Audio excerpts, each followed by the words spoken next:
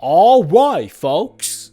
The Object Kust, meaning bush or shrub in Russian, premium tier 8 Russian S-tank of a tank destroyer, looks more like a T-64 or T-72 chassis with a large caliber gun. It's a 130 main gun with a 110mm hull front, so the best armor for an S-tank in the game, even better than the Su-122V. So this thing has 3 times more armor almost than actual S-tank, and 30 more millimeters of armor than the Su-122V, but you probably already noticed this. I noticed it. It's a large mini turret on the top of the vehicle. This thing is massive. It's a big eyesore.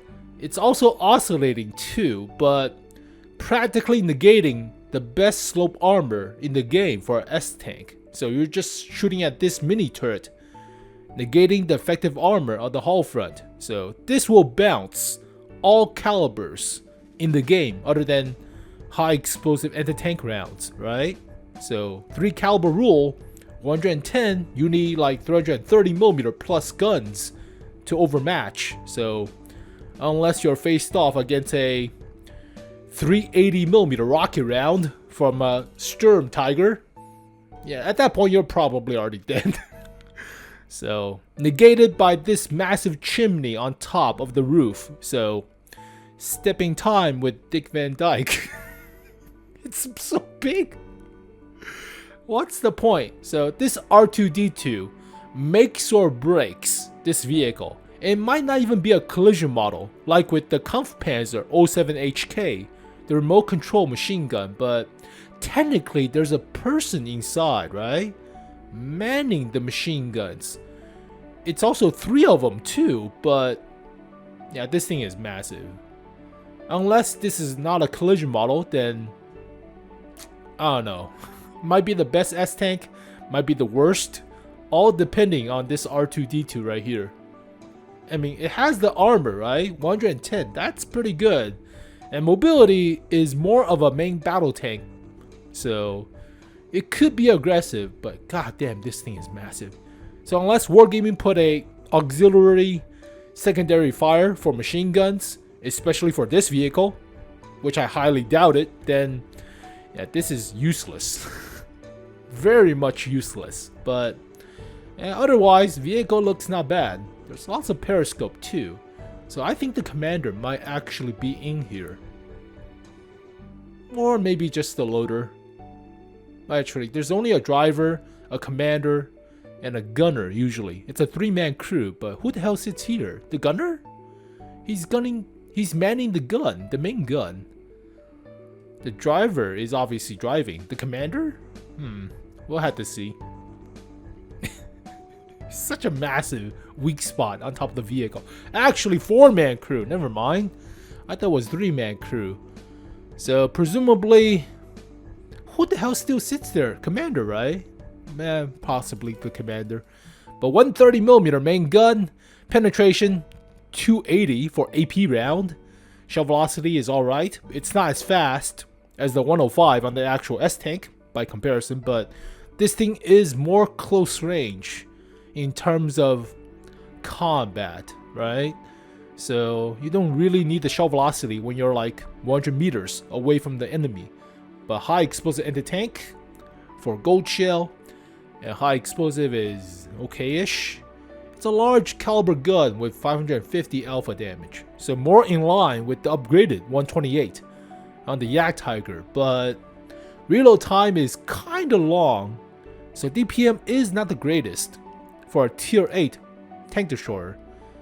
But accuracy in siege mode is crap, aim time in siege mode is also crap. The gun is also practically fixed, I presume, so not like the UDES-03 or the 𝗞𝘂𝘀𝘁 where the gun could move up and down, but it's 3 angles per side, 5 degrees. Actually, the gun could move, so it's not completely fixed. Yeah, it's like with the 𝗞𝘂𝘀𝘁 or UDES-03. So unlike the actual S-tank, you could move the gun about. you can get more gun depression in siege mode. They don't put the actual DPM or mobility change in siege mode.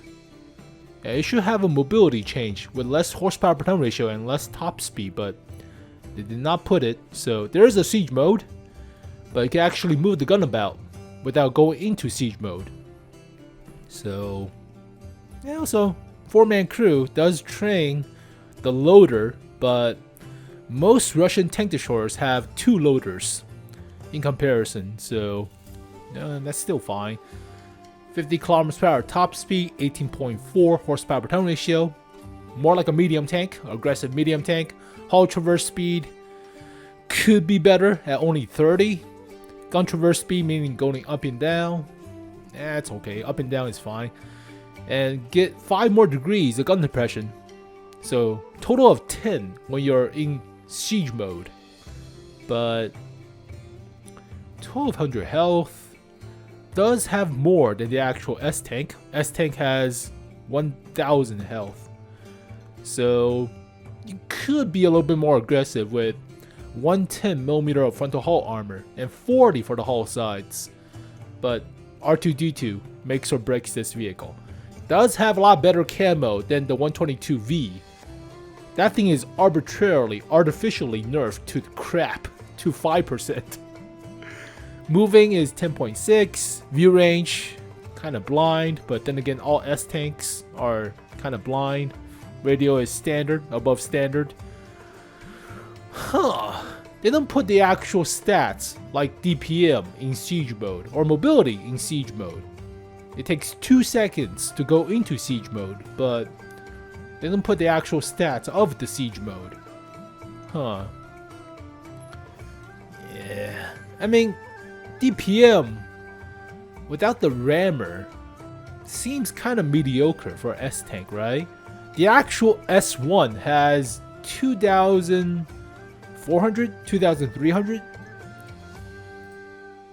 2,400 baseline without going to siege mode. Siege mode, you have better accuracy and better aim time at the cost of top speed and horsepower per ton ratio, but yeah, there's no change to DPM other than the Kampfpanzer 07HK at tier 9.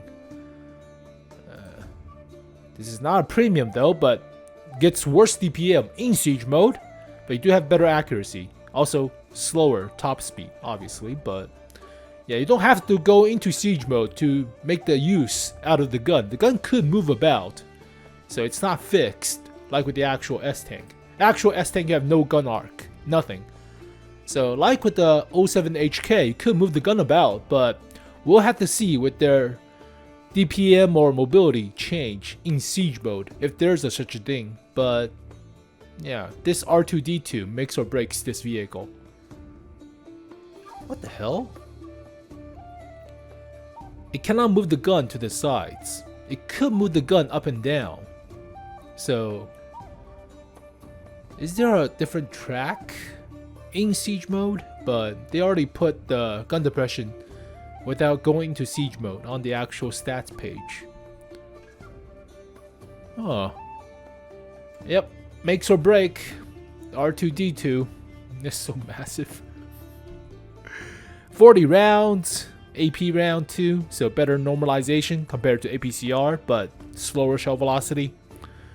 And when panicking, switch to high explosive anti-tank, obviously. So not exactly more of a sniper, right?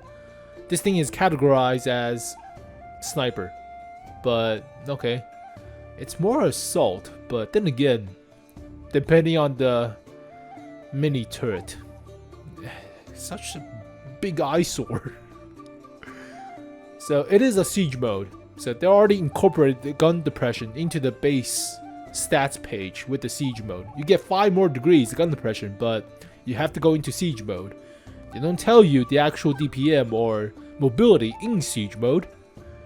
That's a different thing, but I mean, without the siege or without the cupola, or not the cupola, the mini turret, the weak spot, it seems rather decent. You could be aggressive. You have the mobility, right? You could be a frontline S-Tank. You could theoretically also snipe with a big caliber gun. doesn't have the DPM, but you do have the punch. So you could snipe, you could be aggressive, but it changes everything with the R2D2. That thing is massive, so really makes or breaks this vehicle. But yeah, let's see. The Kampfpanzer 07HK has nothing for the remote control machine gun, even though they do show it. So visual model, there's a machine gun right here. It's not a collision model, so there's nothing there. So you can shoot at it, nothing happens. But if the mini turret is similar to this, then it's one of the best armor for the whole front, right? 45 on sloped for the 07HK. This thing is 110. So the best slope armor out of all S tanks. And the gun's also not fixed. You could move about with the gun. So you could also be aggressive. You don't have to go into siege mode to be aggressive. So playing like the Polish tank destroyers, just even worse gun traverse arc. So 0 degrees per side compared to 5 degrees. But yeah, better slope armor than the Polish tank destroyers. Oh no. I mean, this is a dedicated sniper with the actual S1. Camo, dedication. So camouflage nets, rammer, and binoculars. Dedicated sniper. But penetration, shell velocity, DPM, all screams dedicated sniper. This vehicle is more like a hybrid, like a versatile. Also makes it better than stuff like this. This got nerfed to the ground in our version. Tier 10 version on the Russian server is much better. Much better. 5% camo. Crap. At least 380s meter of view range. Okay, I mean, okay. Still 80mm slope armor at the whole front. It's a 122. It's a 122. And better DPM by 200 or so. This thing doesn't have the siege mode. It does have the siege mode. So similar to the gun moving in this configuration. It's still a mantlet. You could still move the gun about, but I don't know. R2D2, like I said, makes or breaks entire freaking vehicle. Yeah, automatic ricochet, it's 80. It's 80. Yeah, middle pace 80. So gun mantlet is weak. That also might be another weak spot on this vehicle, where other than the R2D2, you have a crappy gun mantlet as well. So you still have to force to snipe and keep engagements at a distance. Otherwise, you'll get pinned, right? You can shoot at your mini turret or shoot at the mantlet, but yeah, such a big downside to this vehicle design. Well, then again, in terms of the game, in reality, you could use a mini turret to shoot down like close, low-flying aircrafts, helicopters, but or infantry with the machine gun. But otherwise, you already have like side-mounted machine guns too for infantry. Oh no, yeah, 2 side-mounted machine guns as well. So yeah, mantlet could be thick from the looks of it, but obvious weak spot is obvious. So definitely, I would say, I don't know if it's a dedicated sniper, but for dedicated sniper, like with the actual S1, I've gone with the classic, El Clasico. The camouflage nets, the binoculars, the rammer. So this thing is super stealthy. I should have maybe put the camouflage net into the second slot to give it better camo from the bonus. 2% is not bad. I mean, then again, view range buff is pretty significant too. 10 meters. So, yeah, it's give or take. But, yeah, this thing is a camping bush Wookie of a sniper. For this vehicle, though, you could want a turbocharger if you want to be aggressive. So, if there's no weak spot for the mini turret, I would say turbocharger and perhaps improve rotation mechanism, make better hull traverse, or more health, less D-track if you're being aggressive, but I mean, I wouldn't say improve aiming or enhance gun lane drive. You're probably already close range, so you're playing like a Polish tank destroyer in that case, but maybe optics, nah. So if you are sniping, then I will recommend the classic setup: rammer, binoculars, camouflage net. And tier 8 tank destroyers have all the same field mods, especially for snipers, but first one is obvious: better effective hull traverse with better terrain resistance and track durability, so always pick this one. This one is such a crap. So red herring, yeah, looks good on paper, but effective hull traverse gets nerfed with worse terrain resistance, so choose the first one.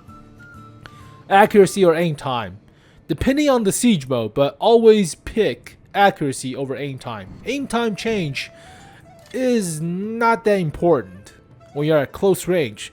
Also, if you're sniping, then better accuracy, I would say. Take all the time in the world to snipe. You have the armor to deflect a few shells, even if you do get spotted, right? Better accuracy. And finally, camouflage after firing, or view range. View range, no question. Camo after firing for the actual S-Tank is workable, but it's not the greatest. It's more like a heavy tank base camo at that point. But for this vehicle, it's a larger caliber gun. It's a 130. And it's 2.7% after you fire. So go with better view range. Right, no question. But how good is this thing? I don't know. It really depends on the freaking mini turret on top. If the mini turret works, if the machine guns work against cars, like the actual autocannons, then yeah, we could talk. It could be some beneficial use to it, but best armor negated by a crappy design, right? In terms of the game, in reality, yeah, you could use a machine gun for infantry, for low-flying aircraft, but otherwise, maybe for ranging too. You could range with the machine gun and fire with the main gun, but yeah, there are no rangefinder for this thing. Not really. Got a bunch of freaking periscopes, but no rangefinders. So commander likely sits here, gunner, driver, loader. So that's likely the commander's slot. He's also operating the machine gun then. Yeah. Somehow you cram 4 people and a 130mm breach, as well as ammunition, 40 rounds into this small cramped space of a vehicle. God damn. It's like your back pain, your broken spine is not service related. All jammed inside like sardines. Well, I give it, depending on the cupola, or depending on the mini turret, if this is not a thing, this vehicle is like a 6.5 out of 10. You could be aggressive, you could be sniping, also depending on the siege mode stats, but armor wise, without the mini turret, is excellent. Also, mantlet doesn't look that bad, slightly I guess, against the canvas covered mantlet on the 122V, but looks a little bit better than this thing, right? It's only canvas covered, it's not actual armor plated. But yeah, without the mini turret, it's like a 6.5. With the mini turret, oh crap, I don't know, it's like a 4.5, maybe 5. You cannot be too aggressive with this thing hanging about. And you're not that accurate in comparison to an S-Tank unless we see the actual siege mode stats, but it doesn't have the camo, it doesn't have the shell velocity or the penetration. Has the alpha, but I don't know. This is one of my most favorite premium tier 8 to make credits. You don't have to use gold shell because the penetration is so high, right? I mean, 279mm of pen is still no joke, but 279? 279. I mean, It's a big punch too. And I could see this thing working with the armor in front line, but this thing. I'll give it a 5. If this is a thing. If this is not a thing, then it's a 6.5. Maybe even 7 when I think about it, right? It could be a very aggressive, even better than the Polish tank de shores. But yeah, this thing really does make or break the vehicle. Well, there you go, folks. The Object Bush. A premium tier 8 Russian S-tank with a big downside. Also, they put brackets next to the name. So, they just put Bush. It could be a placeholder name for now, but alright. Kust. So as always, thank you guys for watching this video. Hopefully you guys enjoyed it. I'll see you guys next time. Peace.